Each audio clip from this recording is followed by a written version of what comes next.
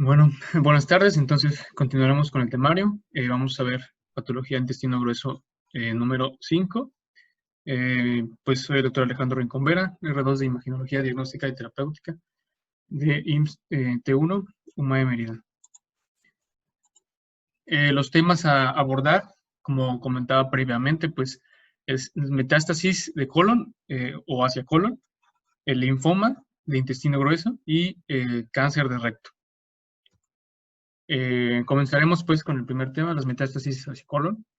De cajón, de entrada, pues estas son poco frecuentes, la literatura las refiere como a un 1% en cuanto a incidencia. Y sobre todo, pues se va a tratar de un paciente en el contexto de una neoplasia pues ya conocida, ¿no? Características que puedan tener, pues la multiplicidad de la lesión. La clínica va a ser variable, obviamente depende del sitio afectado del colon. Y pues esto básicamente va a reflejar un pobre pronóstico en cuanto al tumor primario, ¿no? Y al final de cuentas, muchos de los pacientes ya con confirmación de metástasis hacia el colon, pues van a llevarse con un manejo paliativo.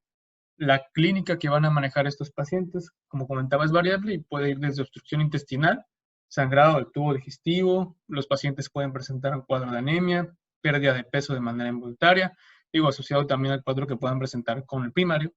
Y en cuanto a un cuadro de abdomen agudo, pues no va a ser tan común. Sin embargo, pues como comentaba, va a ser variable, ¿no? Dependiendo de dónde se dé. Los principales pueden variar dependiendo los autores y la literatura que consultemos. Sin embargo, en el recuadro verde que comento aquí, pueden englobar algunos de los principales según la literatura, como el melanoma maligno, el cáncer de ovario, el cáncer de estómago, pulmón, mama y cáncer renal. Esto, como comento, varía un poco de literatura a literatura. Sin embargo, los mecanismos digamos, de diseminación van a ser principalmente estos cuatro que ejemplifico acá al lado, en el esquema al lado. Sin embargo, la flecha naranja señala el principal mecanismo en el que coincide en la mayoría de la literatura, que es la implantación de semillas, ¿no? Hacia cavidades, una diseminación transcelómica y por superficie. Pero pues también están presentes la diseminación linfática, la hematógena, y por contigüidad. En cuanto a lo que es el cáncer, la metástasis hacia el colon, la ruta más común, como comento, es la transcelómica. Sin embargo, también como refiero, ciertos autores comentan que últimamente se ha visto más incidencia en cáncer en melanoma, por ejemplo, y cáncer de mama, entre los primeros en frecuencia, que tienen otra vía, como comentamos, como ejemplifico en este cuadrito, ¿no?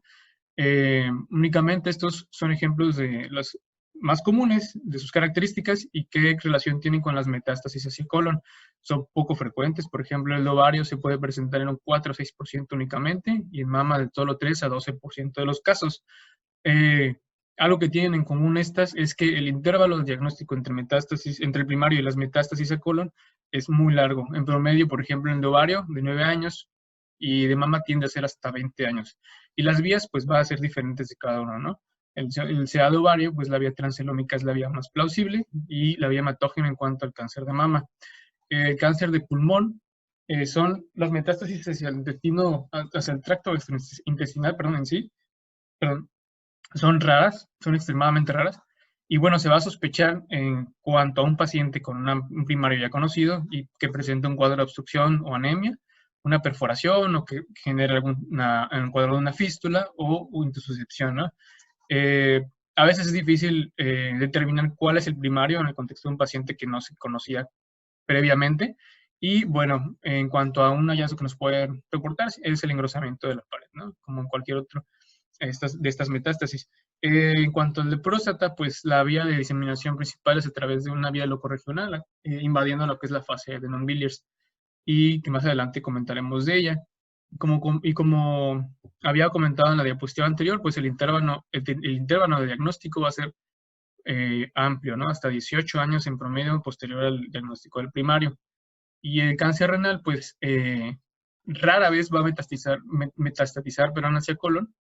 Y bueno, en este caso se va a requerir un alto nivel de sospecha clínica hacia lo que es metástasis hacia colon, porque, bueno, refiere la literatura que hay una falta de guías de más allá de los 5 años en cuanto a este tipo de tumor. Los hallazgos pues van a ser poco específicos por los estudios de imagen, o sea, en cuanto a metástasis de colon.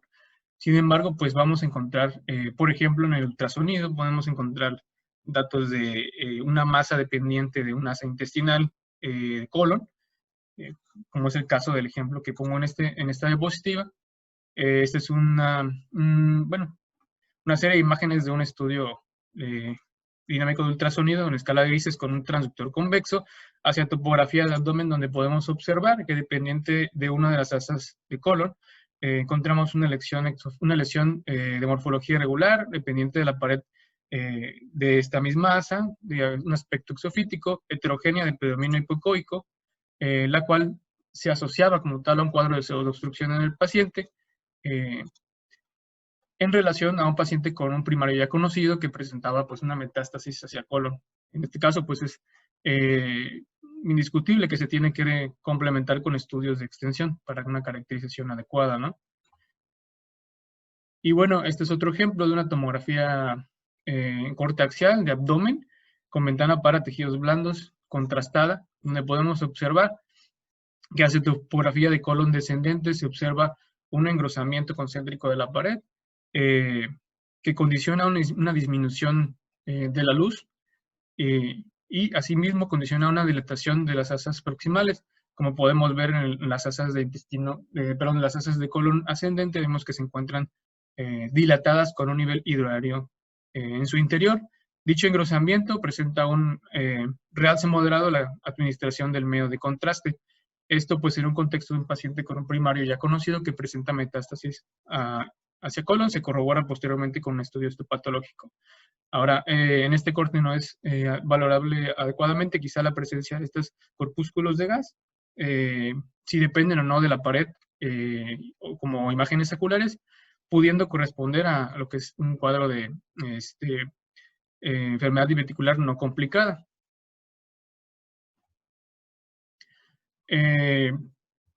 Haciendo mención a lo que es el linfoma de colon, en cuanto a esta patología, pues el primario va a ser muy raro en un 0.4%, pero en general el 16, va a corresponder en general al 16% de los linfomas del tracto gastrointestinal. La mayoría va a ser del linfoma, va a tratarse de linfoma no Hodgkin y van a ser secundarios, pero bueno, si se tratase de un primario, las tres primeras posibilidades histológicas podríamos corresponder a un linfoma de células B de la SMALT, o un linfoma de células del manto y un linfoma de células T. Cada uno va a tener una característica peculiar por los estudios de imagen. La mayoría de los linfomas se va a presentar en colon derecho, en mi colon derecho, y, permítanme, ok.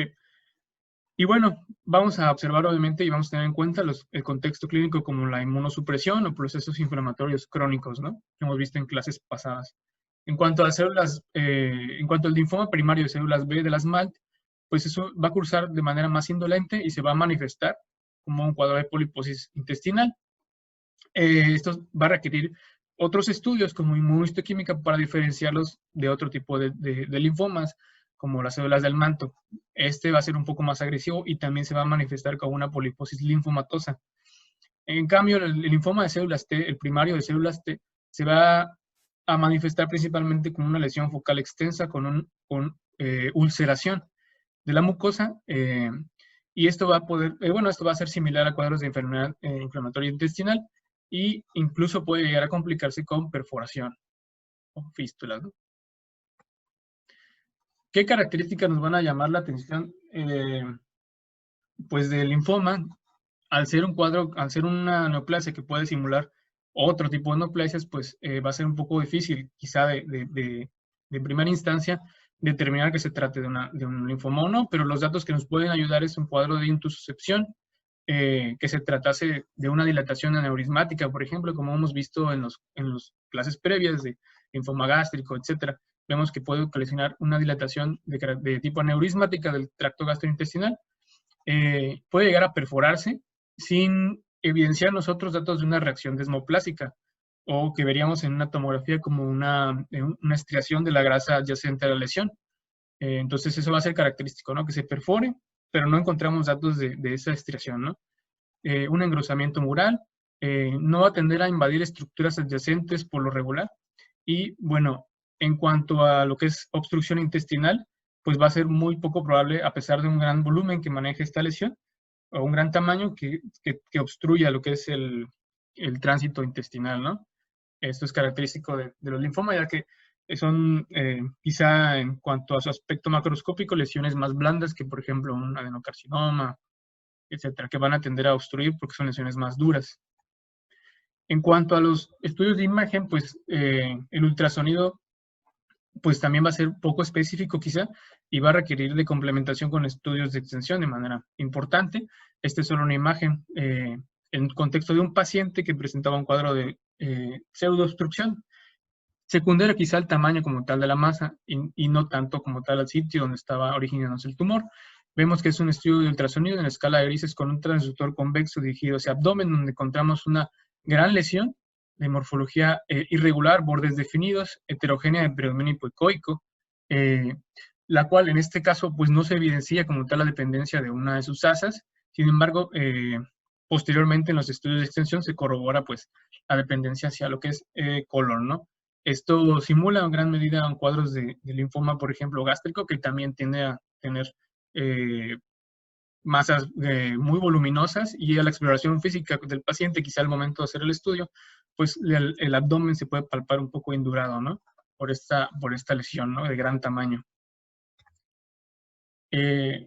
Uno de los sitios que podemos observar afectado en gran medida es la cetopografía del ciego o válvula ileocecal, donde, bueno, en este caso es un ejemplo de una tomografía en corte axial de abdomen y pelvis, con ventana para tejidos blandos, con contraste oral, y endovenoso, donde encontramos un engrosamiento de la pared del colon en lo que es a nivel de la válvula ileocecal del ciego, y vemos que presenta una densidad de tejidos blandos.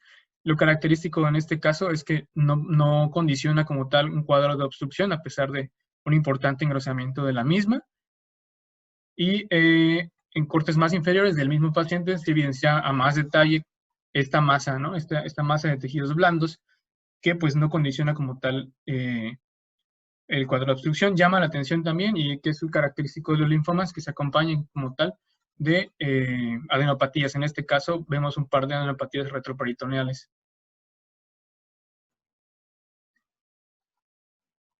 Este es otro ejemplo, de igual manera afectando lo que es la porción del ciego, topografía de válvula ileocecal. Es una tomografía en corte axial de abdomen y pelvis en fase, con ventana para tejidos blandos, con contraste oral positivo y contraste endovenoso, donde vemos que hacia la topografía previamente comentada, una importante lesión de aspecto polipoideo que protruye hacia lo que es la luz del intestino grueso a este nivel, es de bordes definidos y una densidad, pues, tejidos blandos, ¿no?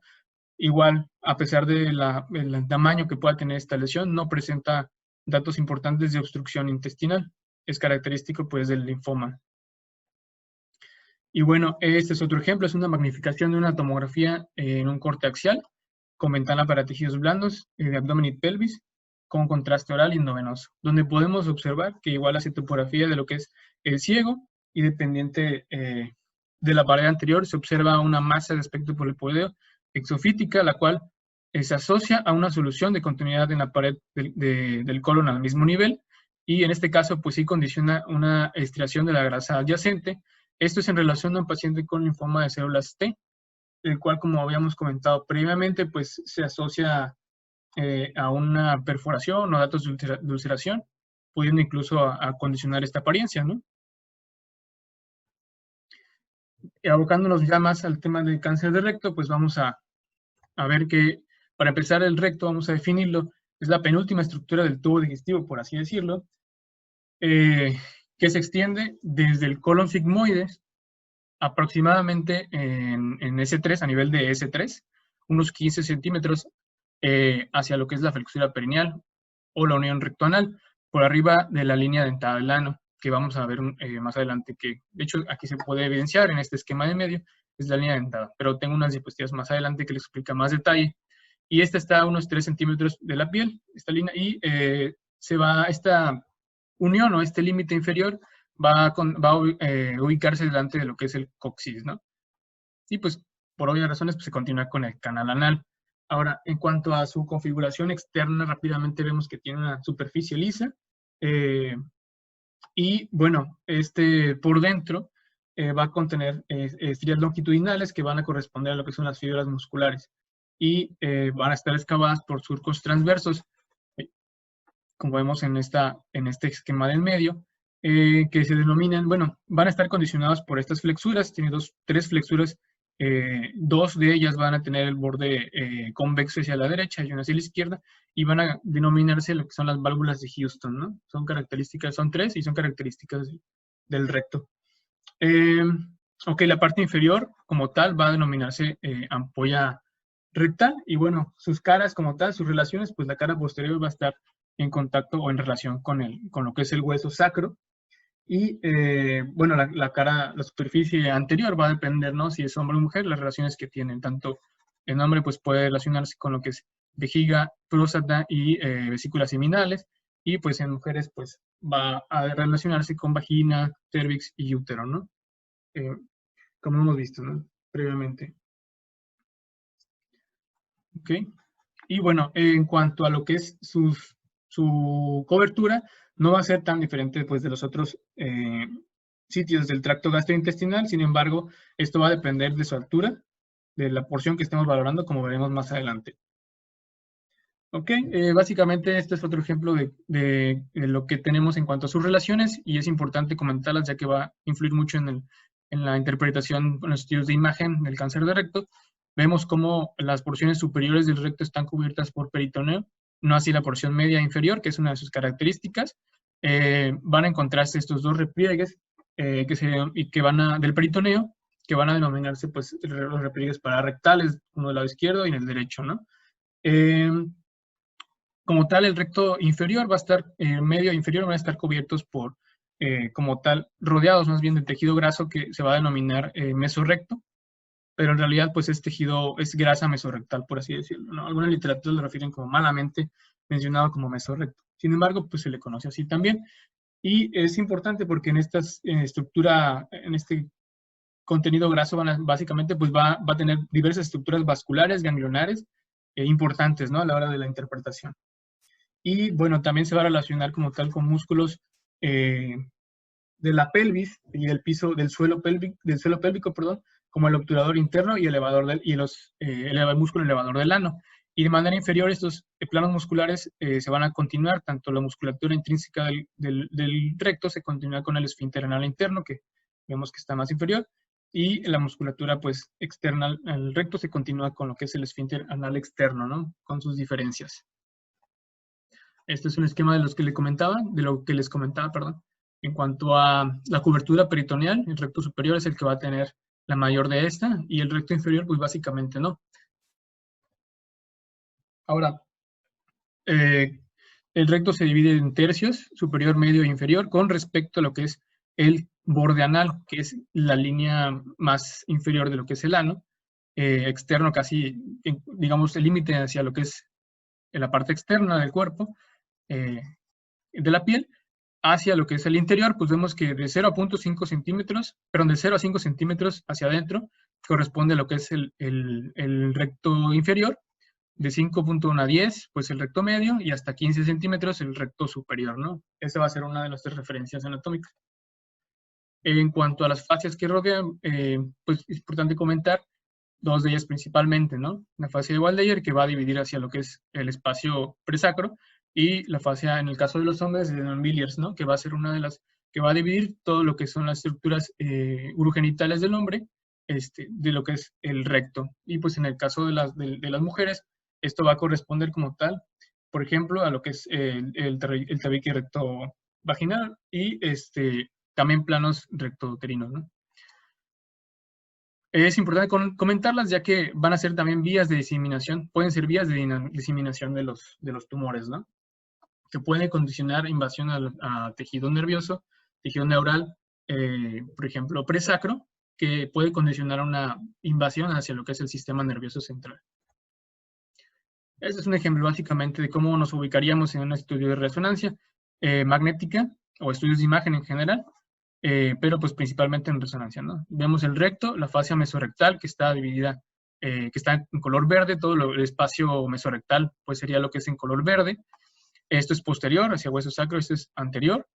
Y bueno, estas también son estructuras ligamentarias o ligamentos laterales que están en relación con estructuras vasculares, pero realmente traspolando esto a lo que son estudios de imagen, lo veríamos de esta manera. Este es un ejemplo de una resonancia magnética ponderante 2 en un plano oblicoaxial de lo que es recto con contenido hiperintenso en su interior, el cual no tiene alteraciones aparentes, únicamente para comentar y diferenciar las diferentes interfaces. Por ejemplo, vemos que lo que está en color amarillo correspondería a lo que es la mucosa de lo que es el recto.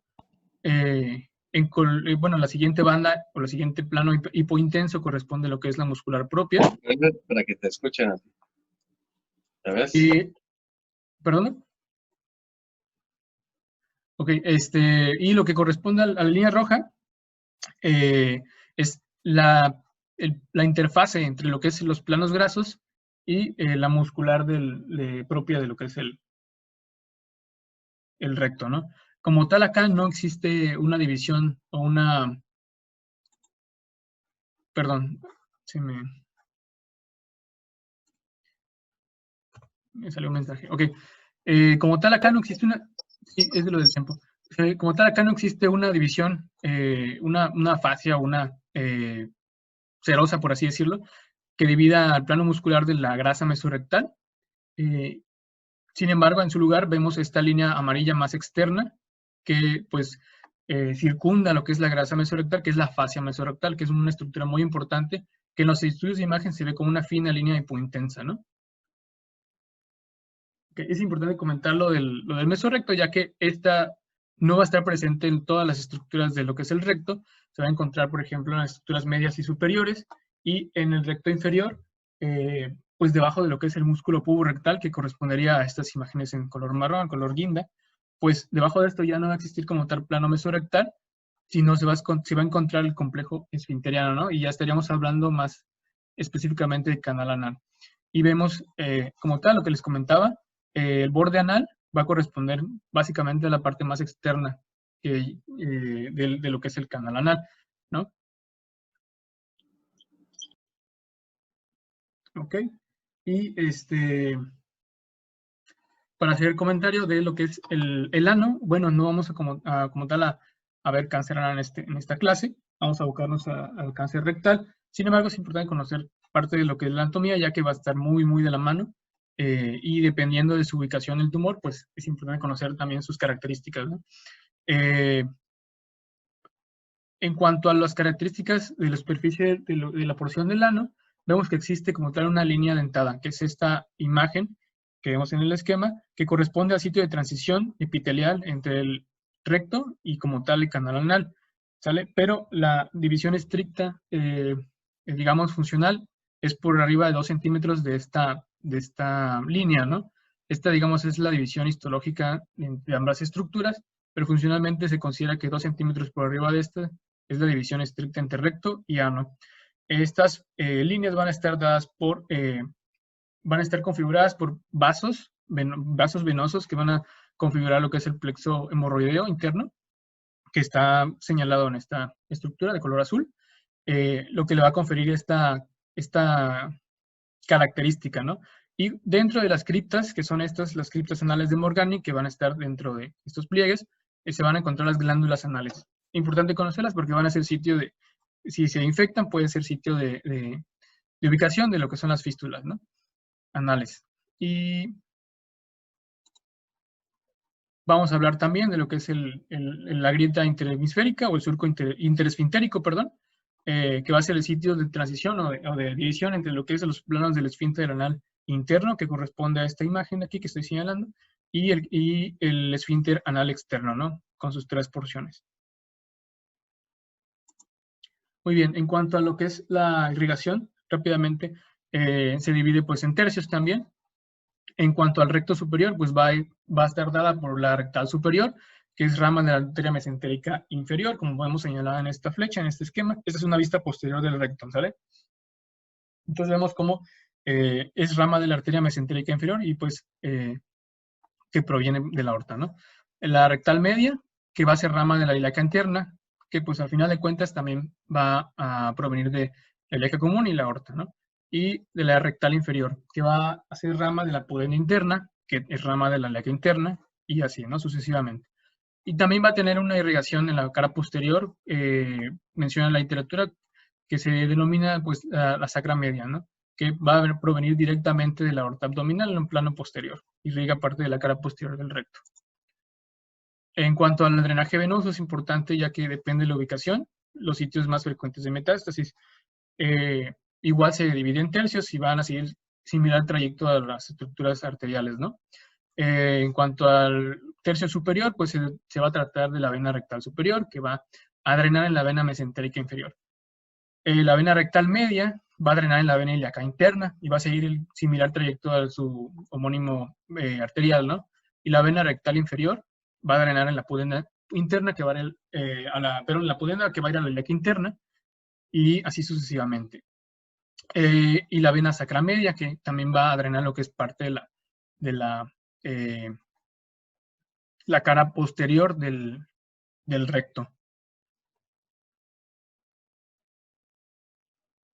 Permítame. Los ganglios linfáticos que encontramos en cuanto al recto, pues son similares. La configuración es similar como la clase pasada que vimos en colon en general. Vemos que en cuanto a lo que es el recto superior y la unión recto-sigmoidea, vamos a hablar de los nódulos rectales superiores, que estos van a dirigirse hacia los nódulos mesentéricos inferiores.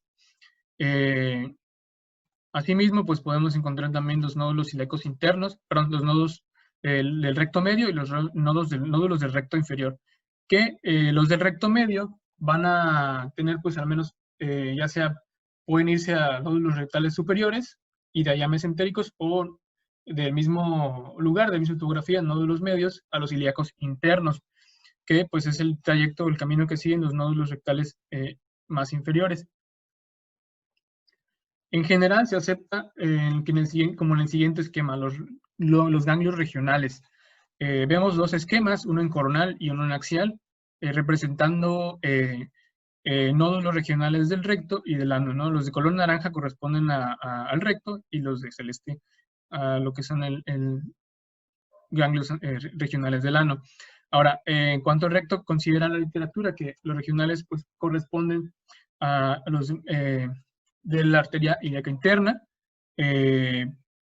los superiores rectales, los rectales superiores y medios, perdón, también toman en consideración los de la arteria mesentérica inferior y mesorrectales, ¿no? Ganglios que se encuentren en la grasa mesorrectal, como vemos en el axial también. Sin embargo, también encontramos como regionales los ganglios ilíacos internos que comentábamos en la diapositiva previa y los ganglios presacros, ¿no? Los ganglios que estén fuera de estas estaciones ya se consideran como metástasis a distancia, como los ilíacos comunes, ilíacos externos o los femorales, ¿no? Que están representados en gris en este esquema.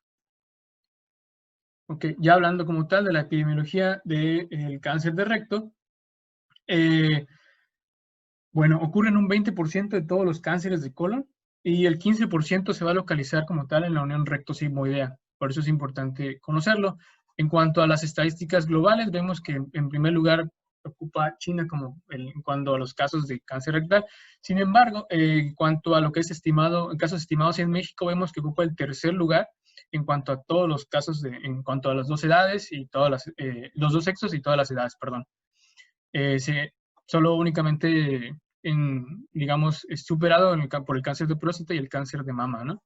Y vemos cómo, en cuanto a la mortalidad de este cáncer, vemos, ya sea en ambos sexos y todas las edades, a nivel mundial, igual se encuentra en segundo lugar, seguido del cáncer de pulmón, ¿no? Entonces vemos cómo es una importante patología que hay que conocer.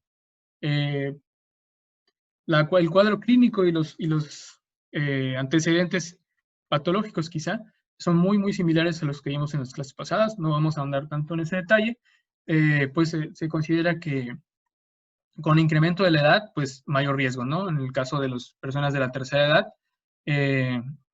Sin embargo, se ha visto un incremento en personas menores a los 50 años, obviamente, por los cambios en los hábitos como el tabaquismo, en la dieta, etc. También se relaciona muy fuertemente a síndromes hereditarios y mutaciones genéticas, como vimos en clase pasada, y hay una ligera predilección masculina. Y también se va a asociar fuertemente pues, a la obesidad, al sedentarismo, como vemos representado en las fotos, y procesos inflamatorios crónicos del colon, ¿no? Vemos este cuadrito nada más para tener una referencia en cuanto a la diferenciación de los riesgos en cuanto al cáncer anal y cáncer rectal. Vemos que en cáncer rectal se relaciona más a la tercera edad, a la edad, más bien, a la obesidad, al tabaquismo de larga evolución y a síndromes hereditarios. Y el cáncer anal se va a relacionar más como estados de inmunosupresión, historia previa de cáncer cervical, y bueno, prácticas sexuales, ciertas prácticas sexuales como quizá pues el sexo anal, y también pacientes que sean fumadores, multíparas y pacientes portadores de virus de papiloma humano, ¿no? Muy bien, vamos a continuar. Perdón. En el aspecto clínico de esta patología, vamos a encontrar similitudes con respecto a lo que vimos en la clase pasada, del adenocarcinoma de colon. En este caso, al tratarse pues, de una tumoración más distal en el tracto gastrointestinal, podemos encontrar datos de hemorragia, por ejemplo, una hemorragia indolora que se va a encontrar hasta en el 60% de los pacientes, dolor en la región sacra, cambios en los hábitos de deposición, incluso se puede llegar a palpar una masa a nivel abdominal.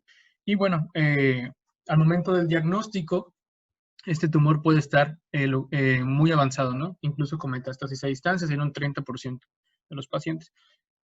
Por laboratorio podemos encontrar datos de anemia por el sangrado de manera crónica y pues un incremento en el antígeno carcinoembrionario, por lo regular mayor a 2.5 microgramos por litro.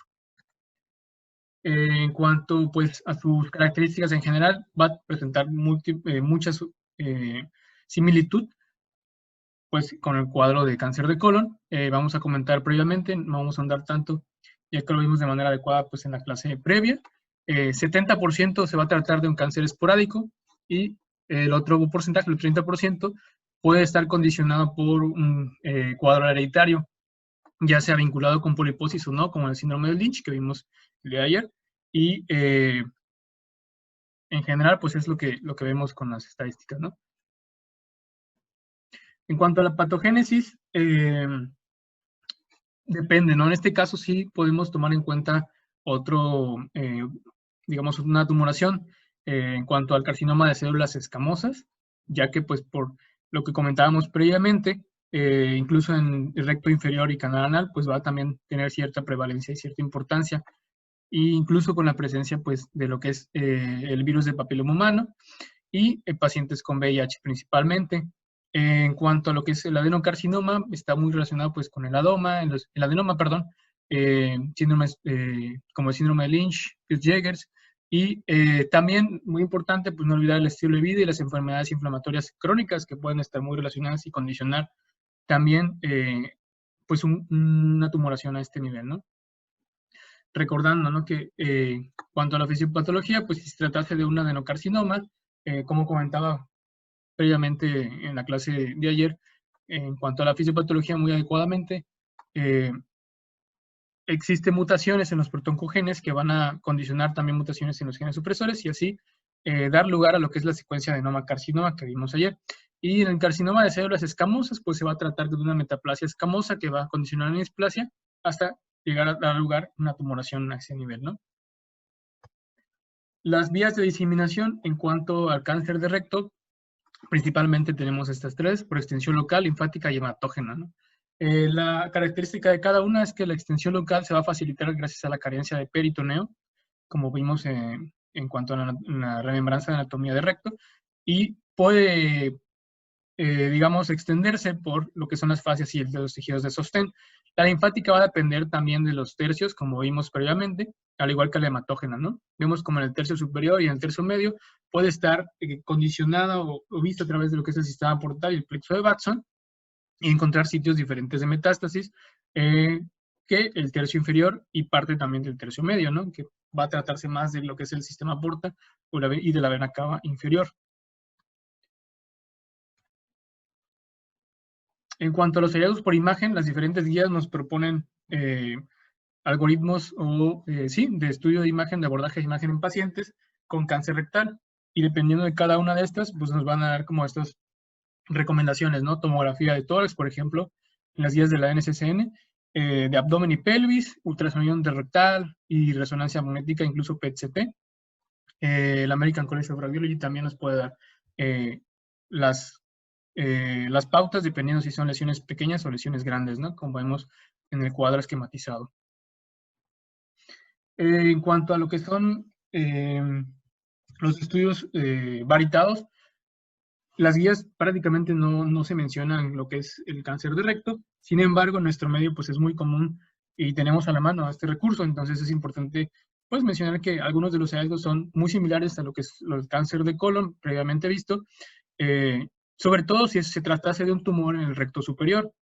Pues podemos encontrar similitudes, ¿no? El siguiente es un ejemplo de un estudio de colon por enema, un estudio varitado de colon por enema, donde podemos encontrar una proyección obliqua posterior derecha, pues adecuado paso del medio de contraste hacia las porciones, evidenciando a lo que es a nivel del recto superior, un aspecto irregular de la pared del mismo, que condiciona un estrechamiento de su luz con un paso, con una disminución del paso de contraste, de material de contraste a este nivel, sin llegar a impedirlo totalmente. Pues esto en relación a un paciente pues con un adenocarcinoma de recto localizado pues en tercio superior.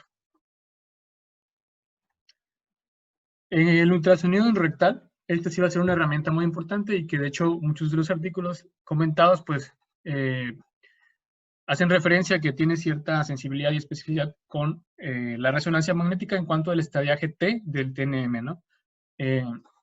La American College of Radiology recomienda el ultrasonido transrectal para lesiones que son pequeñas y en general resonancia magnética para lesiones que son grandes, ya que pues va a tener ciertas limitantes también esta técnica de imagen, principalmente porque pues vamos a evaluar estructuras muy adyacentes a la sonda, pero las estructuras pélvicas más lejanas pues va a ser imposible valorarlas, ¿no? Incluso ganglios que puedan estar un poco más a la periferia no lo vamos a poder caracterizar adecuadamente, ¿no? O lesiones grandes, como comentaba. La técnica pues va a requerir de una preparación con enemas evacuantes, incluso se habla de una exploración rectal previa para ubicar a la lesión y en algunos lugares se refiere a una proctoscopía, así mismo para ubicar la lesión visualmente, pero pues este paso obviamente se puede omitir si no contamos con ese recurso, ¿no? Y el paciente va a encontrarse en sedación y con monitoreo continuo. Y pues bueno, la preparación del transductor previamente es importante, ya que es un transductor que va a requerir un globo en la sonda y obviamente pues un condón, ¿no? Para proteger la sonda también. Este globo se va a se va a llenar de agua, a llenar de solución salina, 60 mililitros de solución, comenta la literatura.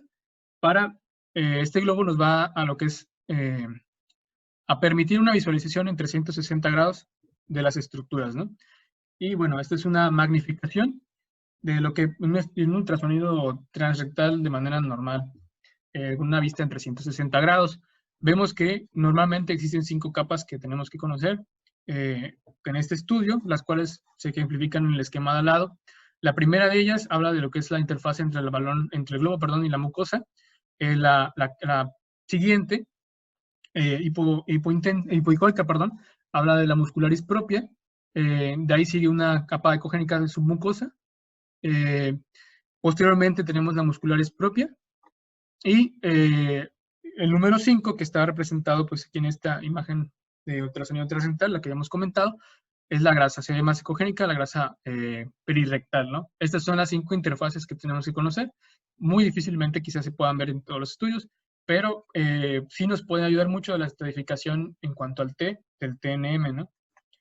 Y bueno, en cuanto a ejemplos de lo que es el estudio transrectal, el siguiente pues es un ejemplo de un ultrasonido transrectal en escala de grises.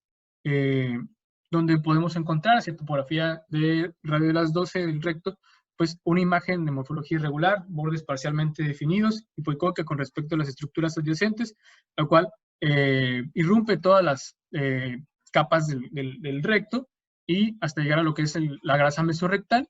A la aplicación Doppler color vemos que presenta importante vascularidad central y periférica en relación pues, a una tumoración a este nivel en un paciente con cáncer rectal.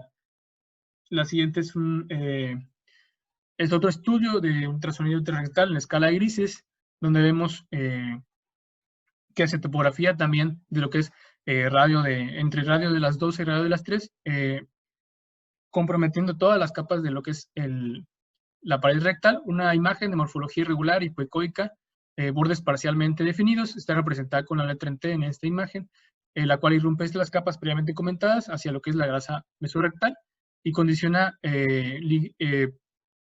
ligero engrosamiento de las paredes adyacentes, de las estructuras de las capas adyacentes.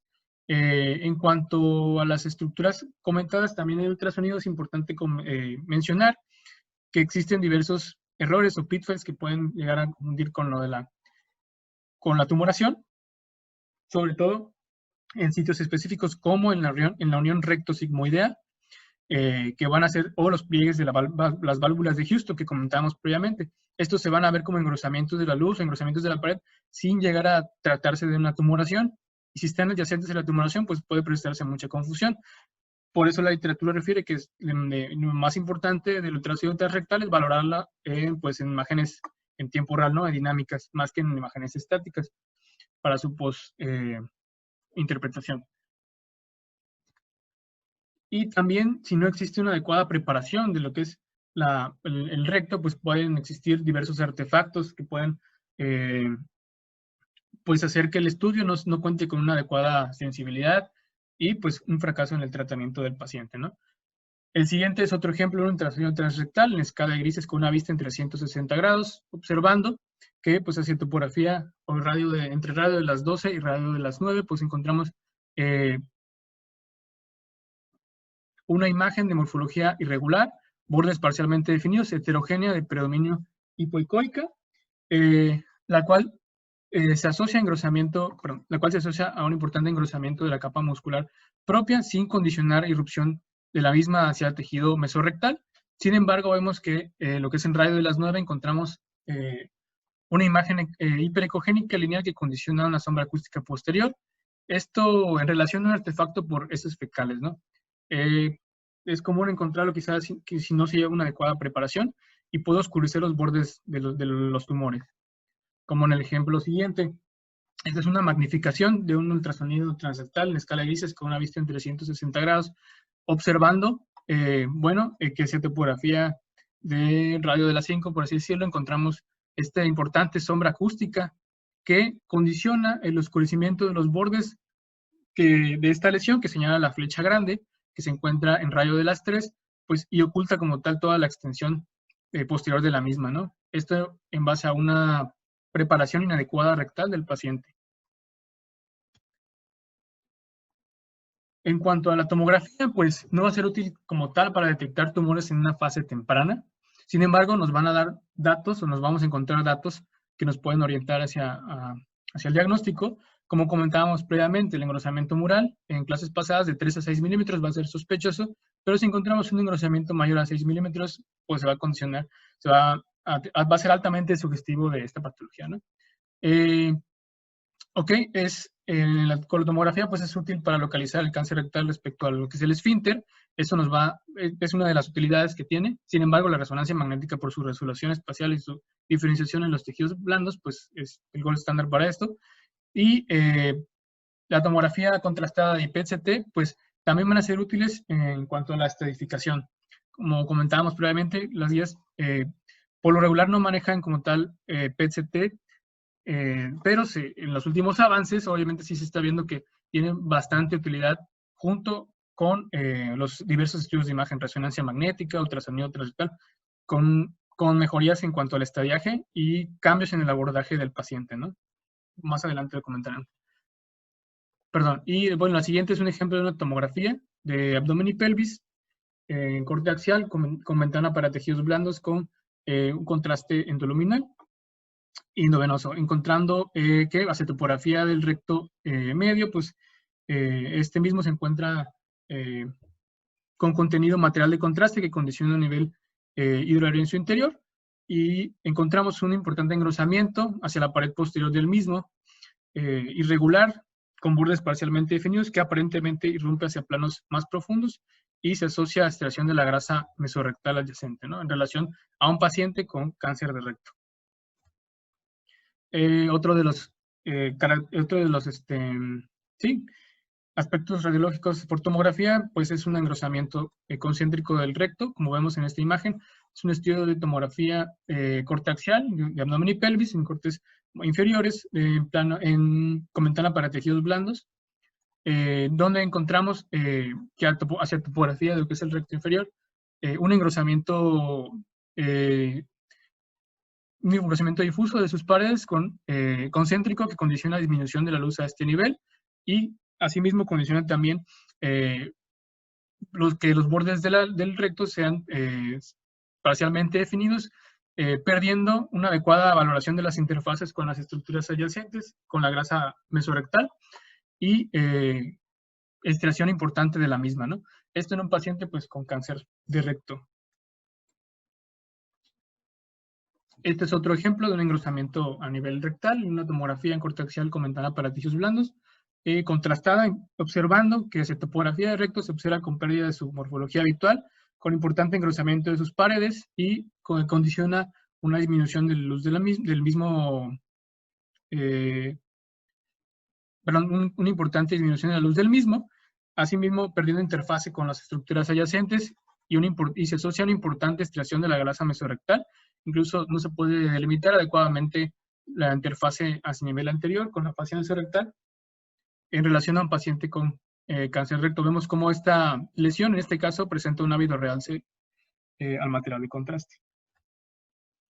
Y bueno, también podemos valorar por tomografía las complicaciones del mismo, del cáncer de recto, siendo una de ellas la fístula, por ejemplo. En este caso se trata de un paciente en cual se sospechaba clínicamente de una fístula, y vemos cómo ya dentro de estas fases, topografía de la vejiga, ya tiene densidad de aire, pero querían evidenciar, el trayecto fistuloso. Entonces, en este estudio de tomografía en corte axial con ventana para tejidos blandos, con contraste oral y endovenoso, vemos que hacia topografía de recto, una importante masa de morfología irregular, dependiente de la pared anterior del recto, la cual se asocia pues a un engrosamiento difuso de las paredes de la misma, y que condiciona pérdida de la interfase con la pared de la vejiga, con aparente extravasación del medio de contraste. Ahora bien, se realiza con un segundo rastreo, una fase de eliminación, y vemos cómo pues, se evidencia como tal el trayecto fistuloso hacia lo que es la vejiga, con importante cantidad de material de contraste en el interior, y se siguen observando los mismos corpúsculos de densidad aire en la vejiga, ¿no?, en relación a un paciente con cáncer de recto, el cual se complicó con una fístula rectovesical. Muy bien, en cuanto a la resonancia magnética, protocolo, bueno, consultando la literatura, pues hay diversos protocolos que se han ido actualizando. Vemos que lo que nos recomienda la literatura consultada, pues hay puntos que se deben hacer, puntos que no, y puntos que podrían considerarse, ¿no? Vamos a ir comentando cada uno de ellos rápidamente. Lo más importante, y que coinciden las literaturas, es que para lo que es la valoración adecuada de las lesiones de cáncer de recto, las secuencias T2 de alta resolución son las principales secuencias para la valoración de estas estructuras. Incluso, como veremos más adelante, incluso no siendo indispensable siempre las secuencias T1 con contraste. Bueno, en cuanto a lo que nos propone la literatura consultada, de lo que se debe de hacer, pues vamos a tratar obviamente del paciente en una posición supina, y un paciente debe estar pues, lo más confortable posible, ¿no? Debe estar informado, ¿sale? En cuanto a la diferencia entre los campos de 3 telas y 1.5 telas, pues obviamente el 3 telas va a ser de mejor resolución, pero se puede prestar a más artefactos, como hemos visto. Se utilizan antenas de superficie para lo que es pelvis, y bueno, como comentaba, ¿no?, las secuencias en T2 en 2 dimensiones con un campo de visión pequeño y un grosor de corte de aproximadamente 3 milímetros, ¿sale? Entonces, lo que nos comenta la literatura es que las secuencias principales son estas, ¿no? T2, fast spin echo, perdón, sin saturación grasa, ¿no? Vemos la grasa hiperintensa en la secuencia, ¿no? Y los planos que se van a tomar en consideración, pues es un oblicuo axial, un sagital y un coronal oblicuo, ¿no? El oblicuo axial, pues va a ser perpendicular al tumor. El sagital, pues vamos a valorar lo que es la longitud del tumor y se va a tomar en cuanto a la longitud del tumor. Y el coronal oblicuo va a ser paralelo al canal anal. Entonces vemos cómo el oblicuo axial y sagital van a corresponder hacia el tumor y el coronal, más que nada, va a ser en relación a lo que es el canal anal. Y pues esto nos va a inferir a hasta un 90% en cuanto al un diagnóstico asertivo, ¿no? Las secuencias con un gran campo de visión van a permitir la valoración de estructuras pélvicas, como ganglios linfáticos principalmente, ¿no? Entonces, no solo las secuencias imprescindibles para la evaluación local del tumor van a ser las secuencias con pequeños campos, un field of vision pequeño, pero obviamente vamos a requerir de secuencias con grandes campos, grandes FOVs, ¿no? Para valorar estos nódulos, ¿no? Lo que no se debe hacer, según la literatura, pues antenas endorrectales, pues eso ya actualmente pues en los protocolos no es algo que se maneje, y no así como tal la preparación del intestino y la represión con material con gel, ¿no? El recto. Esto sí se puede llevar a cabo, pero pues ahorita veremos ciertas condiciones, ¿no? Y pues bueno, la saturación grasa en imágenes T2, ¿no? Eso no lo recomienda.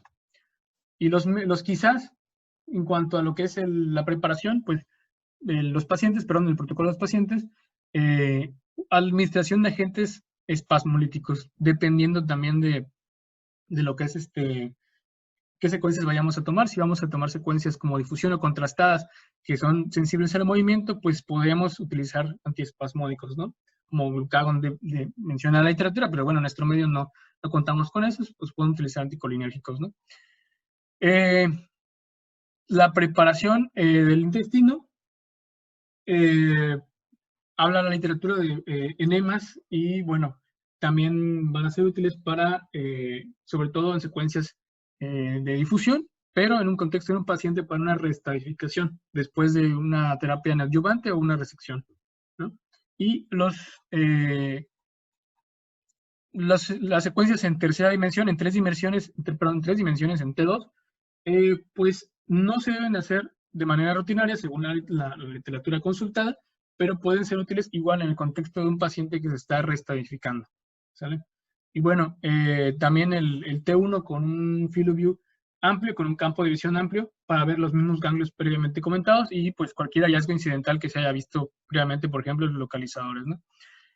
Asimismo, las imágenes contrastadas, pues se ha visto que no da mucha ventaja o no es de tanta utilidad para valorar la recurrencia, pero para valorar el diagnóstico inicial, pero cuando hablamos de una recurrencia sí nos puede dar cierta ventaja, ¿no? Estas son las recomendaciones en cuanto al protocolo de resonancia magnética. Aquí tenemos los parámetros técnicos, no voy a leerlos todos, pero pues es importante conocer cada uno de ellos en cuanto a los tiempos de repetición, tiempo de eco y los campos, el field of view, las diferentes secuencias, que al final de cuentas varían un poco más que nada en el grosor de corte, ¿no? Y pues las secuencias de difusión con valores de B de 500 a 1000. La literatura comentaba que un valor de 800 es aceptable. Okay, las referencias anatómicas en cuanto a la resonancia magnética nos va a dar una diferenciación de las estructuras de manera muy adecuada. Vemos que pues en el siguiente ejemplo es un esquema donde volvemos a mencionar las capas del recto. Vemos la mucosa, submucosa, la muscular propia, el mesorrecto y la fascia mesorrectal. Estas dos últimas siendo de manera muy importante, ya que se evidencian mucho más que las primeras, a diferencia del ultrasonido transrectal, como hemos visto. Y las imágenes subsecuentes son 3 ejemplos de resonancias magnéticas ponderadas en T2, las cuales de pacientes sin ninguna alteración, en planos axiales oblicuos, donde encontramos la primera de ellas señaladas con asteriscos, pues la grasa mesorrectal, y las cabezas de flecha blanca señalan como tal esta línea fina, línea hipointensa que rodea la grasa mesorrectal, pues en relación a la fascia mesorrectal. ¿vale? En la del medio, perdón, este ejemplo de resonancia magnética del medio, pues presenta contenido hiperintenso en su luz en relación a material mucinoso, donde encontramos las diferentes capas previamente comentadas, ¿no? Y cuanto, pues, a la tercera imagen, hace referencia básicamente a que ciertos repliegues del peritoneo y esta estructura muy importante, el repliegue peritoneal anterior, que también va a servirnos de referencia para la estratificación del tumor. Ok, se invade esta estructura, ya hablaremos de un T4, ¿no? Ahorita veremos más adelante. Asimismo, vemos como tal un ejemplo de en un plano sagital, del mismo recto, un paciente sin ninguna alteración aparente, haciendo referencia a lo que es en esta secuencia, pues en T2, en plano sagital, en el asterisco rojo vemos, está señalado el espacio retrorectal, ¿no? También vemos que en cuanto a la flecha, lo que está señalando como tal, pues es el anillo muscular anorrectal, que tiene cierta relación con el músculo puborectal, ¿no? Y pues la cabeza de flecha señala básicamente el borde anal, ¿no? El borde anal que hemos comentado que va a servir de referencia para ubicar la altura de la lesión. Vemos en este plano coronal un esquema del mismo plano coronal, donde igual es una secuencia T2 en un paciente sin ninguna alteración, únicamente evidenciando las diferentes interfaces y estructuras. En cuanto a la flecha gris en el esquema, vemos que está señalando el esfínter anal interno, la flecha verde el complejo del esfínter anal externo, y la roja, pues la fisura o la división interhemisférica, ¿no? Y esto se va a representar o se va a observar quizá de manera discreta en los estudios de imagen, y vemos como en este ejemplo de resonancia magnética, las mismas estructuras están señaladas. La flecha gris señala el esfínter interno y la flecha negra, la flecha verde, el esfínter anal externo, ¿no? Y esta línea sutil que vemos acá, que se extiende desde la grasa mesorrectal, pues va a condicionar lo que es el plano interesfintérico, perdón. Denominado pues surco interesfintérico, perdón. Ok, bueno, ¿qué reportar? En cuanto a lo que debemos reportar en una resonancia magnética, pues, de cáncer recto, localización y morfología, ¿no? No vamos a hacer una lista completa, únicamente observar en este cuadro de texto, pues, las características que debemos mencionar, por ejemplo, la altura de la misma, como comentaba, de cajón, si está en plano alto, medio, bajo del recto, por ejemplo, también si tiene relación con el repliegue peritoneal anterior, como hemos visto previamente, ya que esto cambia totalmente la estratificación. El tamaño como tal en sentido craneocaudal de la lesión. Y bueno, su ubicación circunferencial. Esto de mucinosos y no mucinosos es muy importante, ya que algunos cánceres son productores de mucina y que posterior a la terapia neoadyuvante van a presentar pero no son productores de mucina y que posterior a la terapia neoadyuvante presentan mucina o se vuelven mucinosos. Esta transformación mucinosa habla de un buen pronóstico en general, según la literatura. Pero bueno, ya veremos un poco más adelante. Y en el ejemplo acá al lado vemos, es una serie de imágenes con diferentes lesiones, las cuales están en plano sagital y potenciadas en T2. En la primera vemos que la lesión es de morfología irregular, con bordes espacialmente definidos, heterogénea, peromino hipointenso o con una señal intermedia que condiciona engrosamiento asimétrico de las paredes del recto, el cual se ubica a 11 centímetros del borde anal. Aquí vemos una lesión de similares características ubicada a 7 centímetros del borde anal, y la tercera imagen es igual una lesión de similares características ubicada a 1 centímetro de lo que es el borde anal. Entonces eso habla de las tres ejemplos de las ubicaciones distintas, y podemos esperar comportamientos distintos, sobre todo si se encuentran en el recto inferior. Estos son dos ejemplos, tanto de tumores mucinosos y no mucinosos, únicamente para ver su comportamiento. En este caso tenemos un ejemplo de una resonancia magnética ponderada entre dos, observando que hace topografía del recto inferior y dependiente de su pared, una imagen de morfología irregular, bordes parcialmente definidos, lobulados, marcadamente hiperintensa, la cual condiciona un engrosamiento asimétrico de la pared, y no se limita su involucro con interfaces profundas, sin embargo, sí condiciona el desplazamiento de las estructuras adyacentes en relación a un sea rectal mucinoso. Y la del lado derecho vemos como tal igual una resonancia magnética ponderante 2, observando que esa topografía de recto vemos cómo existe un engrosamiento asimétrico de sus paredes que condiciona como tal una disminución de la luz, pero no se asocia a contenido hiperintenso.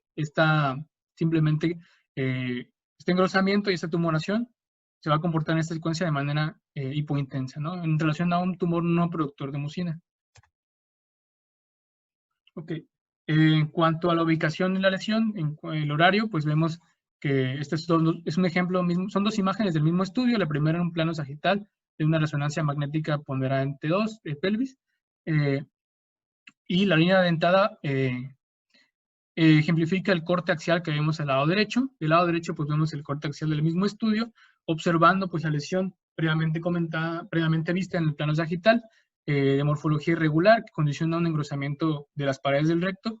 Asimismo se asocia contenido hiperintenso en la luz del mismo en relación a material de mucina, y vemos cómo hacia topografía de radio de la 6 de la misma lesión, vemos el sitio de mayor infiltración hacia planos grasos, condicionando una pérdida aparente de interfaz del mismo de hasta 2 milímetros, comentaba la literatura. Por lo regular, estas tumoraciones que tienen forma en C, engrosamiento en forma en C, en la parte más declive de la C, es el sitio donde más infiltración se va a llevar a cabo de los tumores, es lo que señala la cabeza de flecha. Estos hallazgos se asocian al menos a 2 aniopatías de aspecto sospechoso. ¿Qué otras estructuras o qué otros datos debemos reportar? Pues la relación con las estructuras adyacentes. Vejiga, uretra, cervix, ureteros y, bueno, las diferentes estructuras, tanto si es en hombre como o mujeres, ¿no? La relación con los vasos adyacentes es importante, también cambia el pronóstico si existen datos de infiltración hacia vasos. Raíces nerviosas, si podemos valorarlas. Los planos musculares es importante hacia lo que son los obturados del piso pélvico y el complejo esfinteriano, ya que también cambia totalmente el tratamiento quirúrgico del paciente o el manejo en general del paciente, y bueno, la relación que tiene con la fascia mesorrectal, y si existen o no ganglios sospechosos, como vimos previamente, ¿no? Perdón. La siguiente, pues, es un estudio de una resonancia magnética. Ay, perdón. Ok. Vemos que la siguiente es un estudio de resonancia magnética ponderante 2 en un plano coronal, observando, pues, en topografía de recto, una lesión tumoral de aspecto polipoideo. Una lesión tumoral de aspecto polipoideo, la cual presenta invasión a lo que es la grasa mesorrectal. No se alcanza a delimitar adecuadamente en este plano. Sin embargo, lo que ejemplifica esta imagen, esta secuencia, es su compromiso y su infiltración, que son los músculos esfinterianos y el músculo elevador del ano, que está señalado en esta imagen con la flecha grande, el cual presenta cambios en su intensidad de señal y un engrosamiento del mismo en relación, pues, a datos de infiltración a este nivel. Y se corrobora, pues, en un estudio de endoscopía, ¿no? Esta lesión presentaba características ulcerativas. Ok. La siguiente, pues, se trata de la invasión vascular extramural. Básicamente, cuando ya hay compromiso vascular de los vasos que están dentro de lo que es el espacio mesorrectal, pero más allá del muro del recto. Como tal, vemos que al tratarse al tener este hallazgo, es un importante predictor principalmente de enfermedad metastásica, ¿no? Y pues va a cambiar como tal el abordaje terapéutico. ¿Cómo vamos a ver estos hallazgos? Pues los vasos se van a ver tortuosos, no se van a ver con ausencia en su intensidad de señal, como vemos normalmente los vasos, sino se van a ver con una señal intermedia, heterogéneos, y bueno, un aspecto lobulado, ¿no? Aparentemente. Entonces vemos como en este estudio es una resonancia magnética ponderante 2 en un plano sagital, observando esa topografía de recto inferior y medio, pues una lesión que abarca, que es dependiente de la pared del posterior del mismo y que protruye hacia su luz, es de morfología irregular y heterogénea de predominio hipointenso. Asimismo se asocia a material mucinoso en el canal rectal, y vemos que como hallazgo asociado hacia topografía de planos vasculares, pues vemos como estos mismos, en vez de encontrarse como una ausencia de señal normalmente como vemos en los vasos adyacentes. Esto se encuentra de un aspecto como lobulado, heterogéneo, con una intensidad de señal intermedia. Quizá no podemos decirlo al 100%, pero estos datos nos sugieren con gran fuerza pues una invasión extramural vascular, ¿no?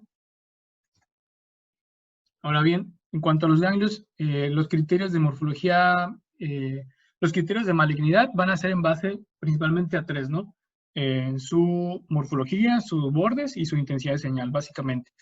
Y vemos que para caracterizar los nódulos sospechosos,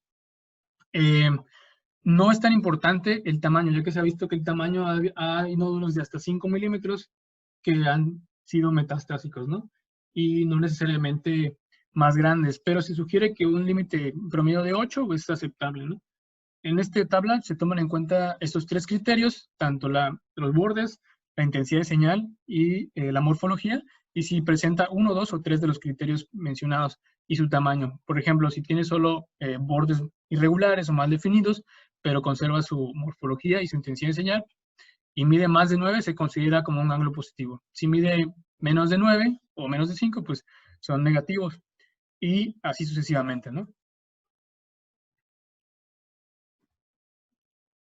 Muy bien, y tomamos el mismo ejemplo a consideración, del mismo estudio, únicamente mencionando, ahora sí, las características de estas dos adenopatías de aspecto sospechoso. Vemos que que ambas tienen pérdida de su morfología habitual, sus bordes en una de ellas están parcialmente definidos, en las dos básicamente, y hay cambios en su intensidad de señal, ¿no? Observándose heterogéneos con una intensidad de señal intermedia. Pues esto en relación al menos a dos adenopatías de aspecto sospechoso. No tenemos su medida acá, pero realmente con esos tres criterios ya, y más, o sea, más el contexto de una patología tumoral rectal, pues los consideramos sospechosos.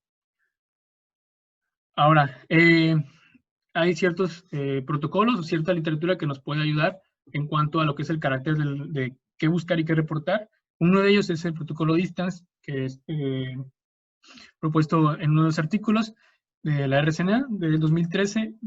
Básicamente son siglas que nos toman en cuenta el orden del reporte, ¿no? DIS, pues la distancia al margen de la piel, al margen anal. La T, pues es la estratificación de la T del TNM. Si hay compromiso del complejo anal, si hay ganglios en el estadiaje de TNM. El margen de resección circunferencial, que en las siguientes diapositivas vamos a comentarlo, y la invasión vascular extramural, ¿no?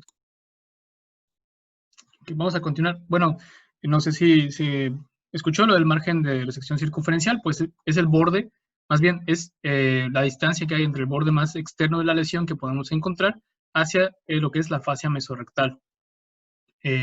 Ejemplificado pues en este esquema, ¿no? Se habla básicamente de que si existe tumor o material tumoral o depósitos tumorales dentro de 1 milímetro o que ya invadan la fascia mesorrectal o más allá, pues se habla de una margen de resección circunferencial positivo, ¿no?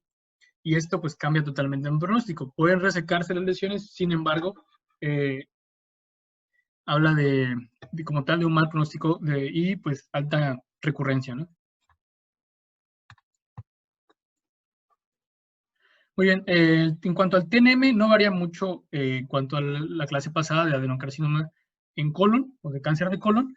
Sin embargo, sí es importante mencionar ciertas diferencias. Por ejemplo, en cuanto a las estructuras del recto que no están peritonizadas, como las partes laterales y posteriores del recto medio y todo el recto inferior, pues no se va a tomar en consideración T4A, ¿no? Obviamente, ¿no? No existe. Se habla de un tumor que invade los tejidos pericolorectales, como la grasa mesorrectal, sigue siendo T3. Sin embargo, cuando ya hay compromiso del peritoneo o de la fascia mesorrectal o del repliegue peritoneal anterior que vimos previamente, pues ya se habla de un tumor T4, ¿no? Esa es la gran diferencia con respecto al TNM visto en clase pasada, ¿no? Realmente comparte mucha similitud. Aquí está un ejemplo. Vemos como del lado izquierdo un esquema en cuanto a la T del TNM y sus diferentes subclasificaciones. Y pues del lado derecho vemos un ejemplo. Este es una imagen de un ultrasonido, una magnificación de un ultrasonido endorectal en plano axial con vista en 360 grados en escala de grises, observando que hacia lo que es abarcando radio de las 9 a radio de las 11, pues una imagen de morfología irregular, márgenes parcialmente definidos, heterogénea de predominio hipoicoico, la cual condiciona un engrosamiento reactivo de la muscular propia sin invadir a planos más profundos. Esto pues va a ser en relación a un T1.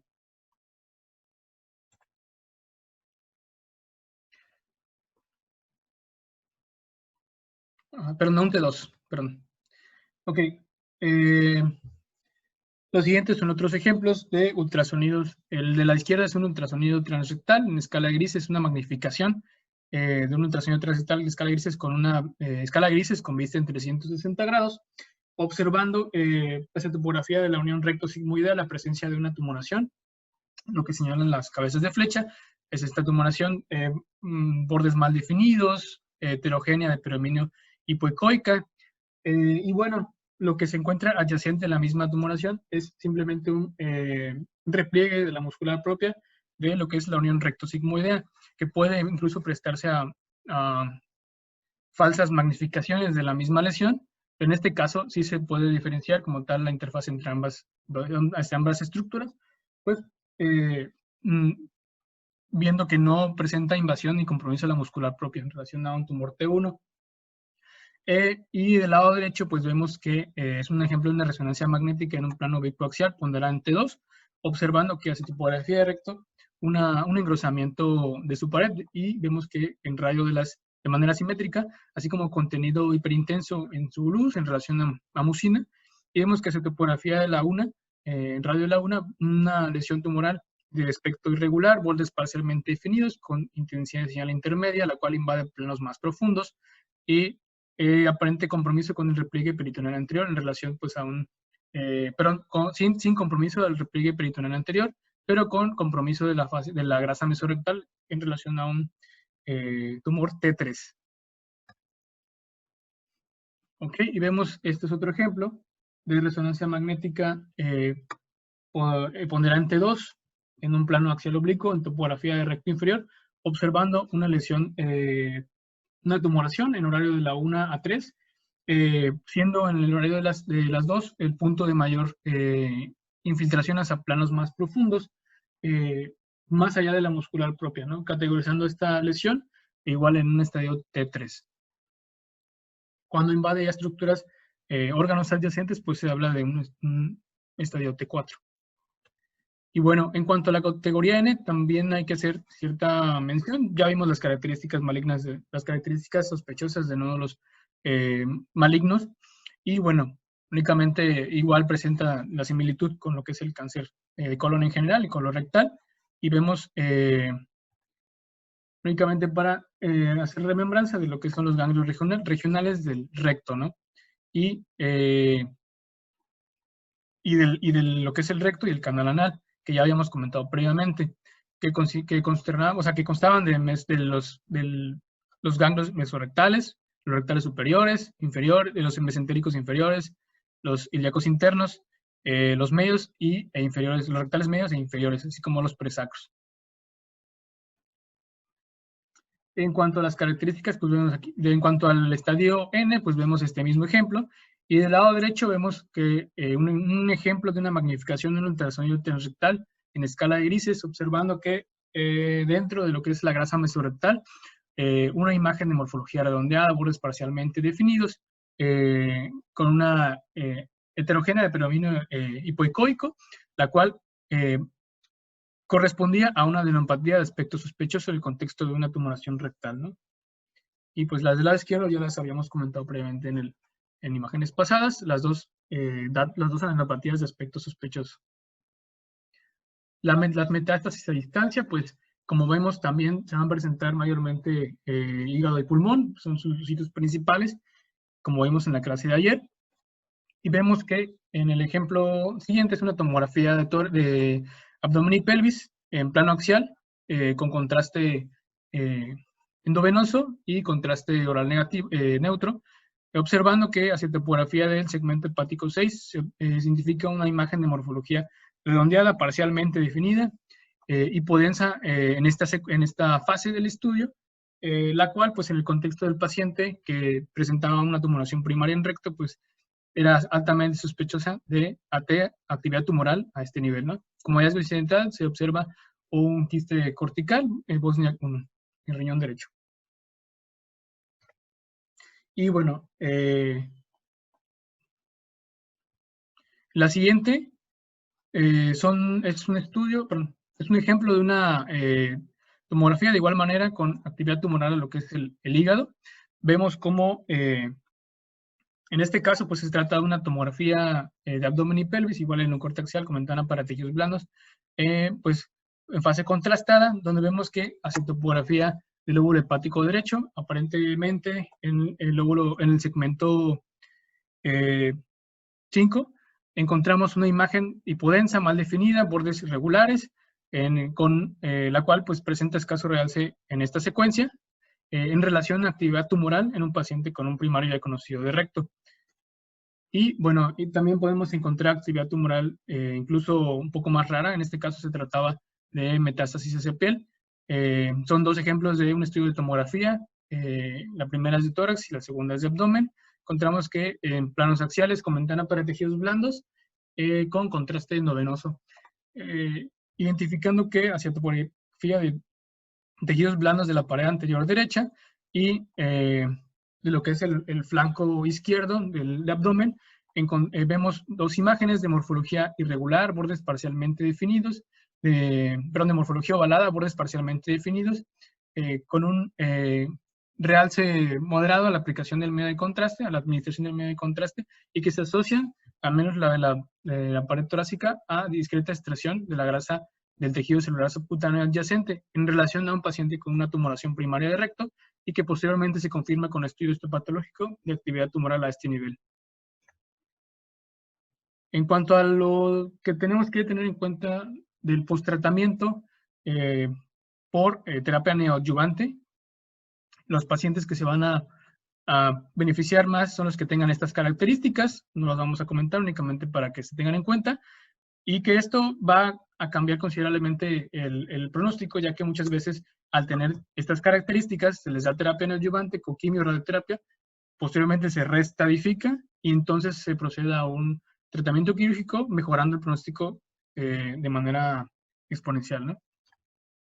Posterior a la quimio o radioterapia se pueden encontrar cambios por fibrosis o cambios mucinosos, ¿no? Son los dos cambios principales encontrados. Casi todos los tumores van a presentar cambios por fibrosis y los cambios mucinosos que comentábamos previamente. Y algunos no mucinosos pueden presentar una transformación mucinosa y verse hiperintensos en las secuencias susceptibles a líquido, ¿no? Bueno, las diferentes secuencias, incluso en T1. Y los cambios característicos van a ser cicatrices, ¿no? Se van a ver marcadamente hipointensos. A diferencia de las tumoraciones que pueden tener una señal heterogénea o una señal intermedia, ¿no? En este caso vemos, se ejemplifica, perdón, al menos 4 como comportamientos principales de estas cicatrices, desde que el tumor se mantenga, por ejemplo, la letra A, señala casi no presenta cambios la tumoración. En cuanto a la letra B, se asocia a una cicatriz gruesa, perdón. En cuanto a la letra C, una fina cicatriz que condiciona, ambas contactan la fascia mesorrectal. Y en cuanto a la letra D, se hace mención a la característica de líneas finas e hipointensas que van a estar dentro de lo que es la grasa mesorrectal, que si bien puede llegar a prestarse a confusión con una reacción desmoplásica del tumor, ¿no? Lado derecho vemos un ejemplo de estos cambios post-quimio-radioterapia en una resonancia magnética, una magnificación de una resonancia magnética ponderante 2 en plano oblicuo axial, observando pues un engrosamiento de la pared del recto a este nivel de predominio anterior, donde encontramos una línea hipointensa que contacta con la pared anterior y la fascia mesorrectal, marcadamente hipointensa más bien, en relación a una cicatriz post-terapia neoadyuvante, ¿no? Este es un ejemplo, es un caso clínico de un paciente con cáncer de recto, donde podemos ver que en la primera imagen pues, es una resonancia magnética ponderante 2, en plano axial oblicuo, observando una lesión tumoral a nivel de lo que es la pared posterior del recto, la cual presenta una intensidad de señal intermedia y que en las secuencias de difusión presenta restricción. Vemos que posterior a la terapia neoadyuvante este paciente se somete a un control y vemos que hay cambios en la intensidad de señal de la lesión. Sin embargo, hay una zona hacia lo que es la pared anterior marcadamente hipointensa que, bueno, si la correlacionamos con los datos, con las secuencias de difusión y el mapa ADC correspondiente, vemos que estas dos áreas que señalan las áreas, las flechas blancas y que les mencionaba que son de una intensidad de señal heterogénea o intermedia, presentan restricción a la difusión y que el área marcadamente hipointensa simplemente era áreas de fibrosis o de cicatrización. En relación, pues estos son a tumor residual, estas dos zonas, y estas áreas de cicatrización, ¿no? Por eso, en este caso, sí nos va a servir la secuencia de difusión.